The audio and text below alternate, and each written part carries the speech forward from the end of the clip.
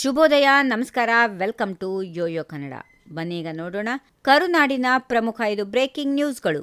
ಮುಖ್ಯಮಂತ್ರಿ ಸಿದ್ದರಾಮಯ್ಯ ಅವರು ಎಐಸಿಸಿ ಪ್ರಧಾನ ಕಾರ್ಯದರ್ಶಿ ಕೆಸಿ ವೇಣುಗೋಪಾಲ್ ಅವರೊಂದಿಗೆ ಯಾವುದೇ ರಾಜಕೀಯ ಚರ್ಚೆ ನಡೆಸಿಲ್ಲ ಎಂದು ಸ್ಪಷ್ಟಪಡಿಸಿದ್ದಾರೆ. ಉಪಮುಖ್ಯಮಂತ್ರಿ ಡಿಕೆ ಶಿವಕುಮಾರ್ ಅವರು ಇಂದು ದೆಹಲಿಗೆ ತೆರಳುತ್ತಿರುವ ಬಗ್ಗೆ ಸುದ್ದಿಗಾರರೊಂದಿಗೆ ಮಾತನಾಡಿದ ಅವರು ಹೋಗುವುದಕ್ಕೆ ಯಾರು ಬೇಡ ಎಂದಿಲ್ಲ ಎಂದು ಹೇಳಿದರು. ಜೊತೆಗೆ ತಮ್ಮ ದೆಹಲಿ ಪ್ರಯಾಣದ ಬಗ್ಗೆ ಕೇಳಲಾದ ಪ್ರಶ್ನೆಗೆ ಉತ್ತರಿಸುತ್ತಾ ಸಿದ್ದರಾಮಯ್ಯ, ನಾನು ಹೋಗುವುದಿಲ್ಲ, ನನ್ನನ್ನು ಕರೆದರೆ ಮಾತ್ರ ದೆಹಲಿಗೆ ತೆರಳುವೆ ಎಂದು ಸ್ಪಷ್ಟವಾಗಿ ಹೇಳಿದರು.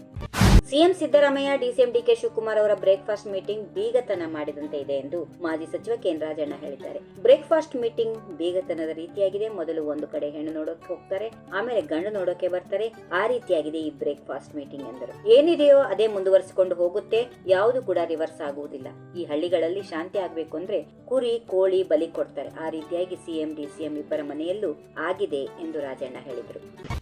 ಸಿದ್ದರಾಮಯ್ಯ ಅವರು ಮುಖ್ಯಮಂತ್ರಿ ಸ್ಥಾನವನ್ನ ಬಿಟ್ಟುಕೊಡೋದು ಪಕ್ಕ, ಆದರೆ 30 ದಿನಗಳ ನಂತರವೋ ಅಥವಾ ಅದಕ್ಕೂ ಮೊದಲು ಎಂಬ ಬಗ್ಗೆ ಮಾಹಿತಿ ಇಲ್ಲ ಎಂದು ಹೇಳುವ ಮೂಲಕ ಲೋಕೋಪಯೋಗಿ ಸಚಿವ ಸತೀಶ್ ಜಾರಕಿಹೊಳಿ ಸ್ಫೋಟಕ ಮಾಹಿತಿಯನ್ನ ಹೊರಹಾಕಿದ್ದಾರೆ.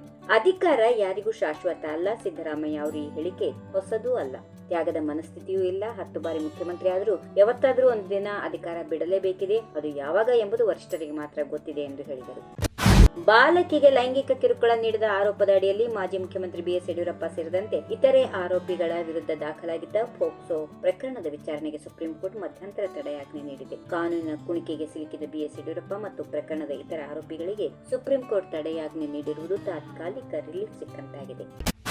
ರಾಜಕೀಯ ಯಾರಿಗೂ ಶಾಶ್ವತ ಅಲ್ಲ ಎನ್ನುವ ಸಿಎಂ ಹೇಳಿಕೆ ವಿಚಾರದ ಕುರಿತು ಮಾಧ್ಯಮಗಳಿಗೆ ಪ್ರತಿಕ್ರಿಯೆ ನೀಡಿರುವ ಮಾಜಿ ಸಂಸದ ಹಾಗೂ ಬಮೂಲ್ ಅಧ್ಯಕ್ಷ ಡಿಕೆ ಸುರೇಶ್, ಮುಖ್ಯಮಂತ್ರಿ ಯಾರೊಂದಿಗೂ ಮಾತಾಡುವಾಗ ಆಡಿರುವ ಮಾತುಗಳಿಗೆ ಹೆಚ್ಚಿನ ಮಹತ್ವ ನೀಡುವ ಅಗತ್ಯ ಇಲ್ಲ. ಆ ಬಗ್ಗೆ ಹೆಚ್ಚಿನ ವಿಶ್ಲೇಷಣೆಯು ಅನಗತ್ಯ ಎಂದು ಹೇಳಿದ್ದಾರೆ. ಈ ವಿಡಿಯೋ ನಿಮಗೆ ಇಷ್ಟವಾದಲ್ಲಿ ಲೈಕ್ ಮಾಡಿ, ಶೇರ್ ಮಾಡಿ, ಸಬ್ಸ್ಕ್ರೈಬ್ ಮಾಡಿ.